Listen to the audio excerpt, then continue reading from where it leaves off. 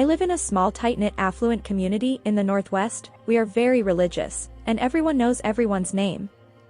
So, when Kelvin moved into town, everyone was like, who is this stranger? He moved from another state to work at the DMV on the other side of town. He is a Black American, so he kind of stood out in our community. We met in church.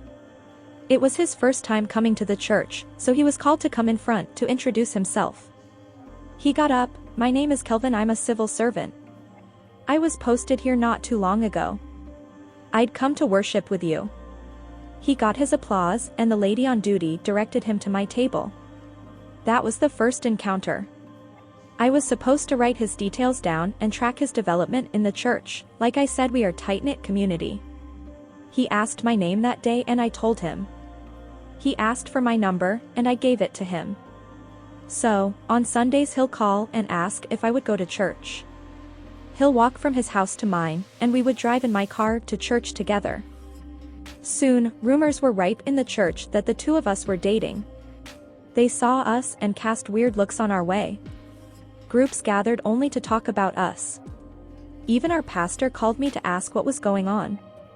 "Pastor, we are just friends and nothing else.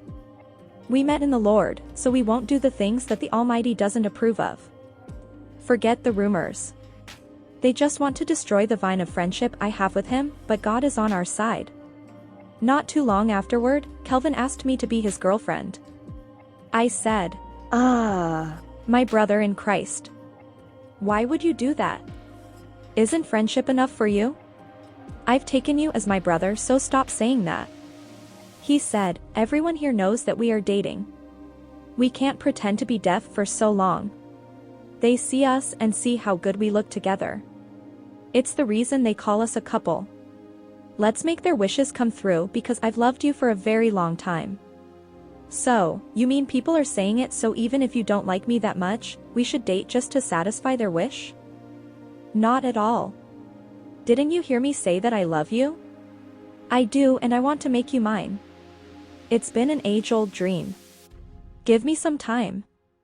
I will pray about it and hear what the Lord says about us. Lisa, you and this your thing. When will you stop? Should I be ashamed of being a reserved woman? We met in the house of God. It's the reason I have to take this to him in prayers. It took me 2 weeks to pray and think about it. I spoke to my parents about it, and they said that they didn't like the kind of attention it brings. I didn't want to live my life like I cared about what people say. That evening I came to his apartment for a visit, and he reminded me about it. I said yes to him. I didn't like going in his apartment because he didn't have much of what he had. I bought it for him. That night was the first time we were intimate. I wasn't a virgin, but I have only been with one guy. We dated for 3 months, and he asked me to marry him. I laughed. Marry you? What did you see? Who is chasing you? You're not even ready, so why the rush? He was a young social worker who had been posted not too long ago. He didn't have anything in his apartment. He didn't even have a TV in his room, and it's not by choice. The curtains in his room, I bought them. His mattress was on the floor. I made a bed for him so he could lift his mattress off the floor. All within 3 months. He lives like he is running away from something, like moving from town to town. So, I asked him, is that the reason you want us to marry? Because you see me as someone who has it all? Please, take your time and make your own. I'm not saying you should be rich before, but take your time. Use a year or 2 to build a foundation for yourself. I'm here. I'm not going anywhere. Then he started being jealous. I'm an administrator in a district assembly office. All the colleagues in my office were men and I vibed very well with them. This guy will see me walking with a colleague and he would be angry. He would see me talking on the phone and he would be asking me questions. Sometimes he screamed at me to cut the call. He knew the password to my phone and yet accused me of deleting messages and call log details. My explanations didn't work for him. He wanted to be with me all the time because when I was not with him, he thought I might be with someone else. I said, Kelvin, you look at the way I am and still suspect me of cheating? You may not respect me, but respect the respect I have for God and know that I won't do any of the things you suspect of me. It didn't change anything, but I wasn't worried. We dated for a year, and he came back with the marriage proposal again. I said no. I loved him, but the future was so important to me that I wasn't ready to gamble with it. He had worked for a year, but his finances were all over the place. He didn't have a car. He made plans to buy it, he couldn't even save enough money to make a down payment. Every month I asked how far you with it are, and he said, "Oh, by next month I will make a down payment." The month will roll into the next one and he still didn't have the car, yet he wanted to marry. I asked him, "So what have you put in place since we talked? Can you tell me your plans for us after marriage? Where are we going to live?" He answered, "But your parents have a big house already? Should we be thinking about all these?" I said no to the marriage. He said, "You're not serious. All my life, I haven't met a woman who is not serious about her life as you. Most women will jump and grab marriage in the sky. You're here playing with a man who is ready to marry you. Continue. How old are you now? You think you'll be beautiful all the time? You think you'll always have men running after you? You prayed to God, and he gave you me, but you're here toying with our destiny." I listened to him like a child would listen to a father. I got all the nuances in his speech and carefully predicted how our future would be if I marry a man like that. I told him, "You know what? Obviously, our dreams do not align. Go find one of the women who will grab you in the sky. I want to take my time." He responded, "Oh, I don't care. I already know it will come to this because you have men chasing after you.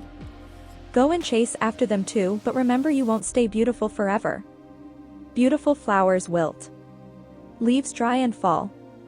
Women wrinkle. Your time will come."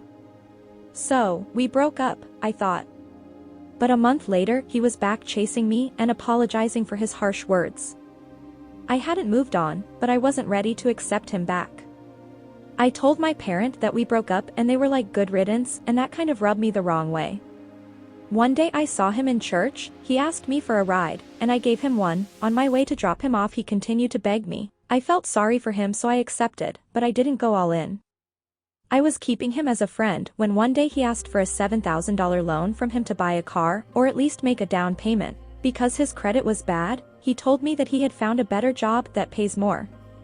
He promised to pay an installment. I didn't believe him till I saw the acceptance letter. I also called the number, and somebody picked up. I have a lot of money saved so I wasn't going to be broke. I borrowed him the money. Moreover, I was happy that he was trying to better his life. I thought he was finally listening to my advice. I gave him the money on Thanksgiving, and he went back home for the Thanksgiving break. After he took the money from me, he traveled to his hometown. A few days later, I heard Kelvin was married. I told the informant, "You better stop those gossips you people go around making about innocent people. How can Kelvin get married, and I wouldn't know? How can he get married and not invite anyone?" She laughed and showed me the social media post. I thought it was fake news or some photo editing trick, so I called Kelvin, and his response was, "I thought you weren't going to marry me? Maybe it's because of my race, maybe you are a racist. I don't know, but I can't be chasing you around and I couldn't wait until I'm old and gray before you stop worrying about what people would think." I was like, "Kelvin, are you alright? Is that what you have to tell me? No, you're not alright. I have dated you for over a year and you think that I care what people think. You just prove my point by taking my money and running away. May God forgive you." News was spreading like wildfire in my small community. Everyone in the church was shocked, but then, they turned on me, making a mockery of me. Those who didn't know anything about the story said I've invested in him and brought shame to myself only for him to marry another. I don't miss him. How can you miss a man who can't afford to buy a car for himself or buy curtains to decorate his own room? I haven't missed anything. The pain I went through was because of the deception. He came back after the breakup only to get married. Anyway, we moved on. To make matters worse, he called me a few days later saying that he is moving back to my town. I told him that he need to pay me back the money he owes me, and he promised to pay it in installment as agreed upon. I told him that we agreed that he was supposed to pay me this past month, but he haven't paid me anything. He came back with his wife and even came to church with her. Oh, and guess what? He married a black woman. And there is more, he didn't even buy the car that he took the money from me to buy, the car he was driving was her car. The attention should have been on them, but they rather looked at me instead. I was thinking why he has to come back here. Maybe to rub it on my face. Our pain, our shame, our low moments, and even our joy have a way of going away. So, I healed. He promises to pay me back the money.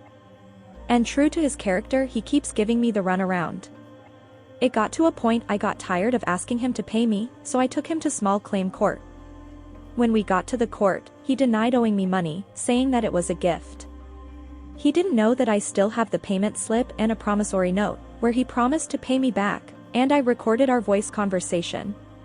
Judgment was rendered against him, and he was ordered to keep our original arrangement. Instead of transferring the money to my account, he made a point to bring the money to me himself, as a way to torment me. He would say things like, "You know it's you I want. You know I'd wanted to marry you at all costs, but you didn't care for me, and you were worried about what people would say. Now, look at me.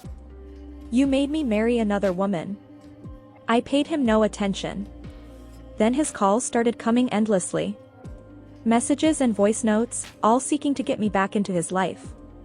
I told him one day, "When I pray for you. May God change your heart so you can respect the marriage you're in. Leave me alone." He had the gut to come to my place and even try to force his way through me. I screamed out loud and he quickly arranged himself and dashed out before anyone comes to see him. He never stopped. He had been married for almost a year, but he still pursues me. When I started dating another guy, he was still texting me, so I gathered all the messages and voice notes he had sent me and gave them to his wife when I saw her in church. She thanked me for telling her and she ended their marriage. The last call I received from him was him threatening me for exposing him to his wife. He is not smart enough to know that I have records of it, and if anything happens to me, he would be responsible. Gladly, after his wife divorced him, he stopped coming to our church. When I haven't seen him for months, I decided to check his social media and found out that he had moved on to another town, and he is married to another woman, a white woman to be exact.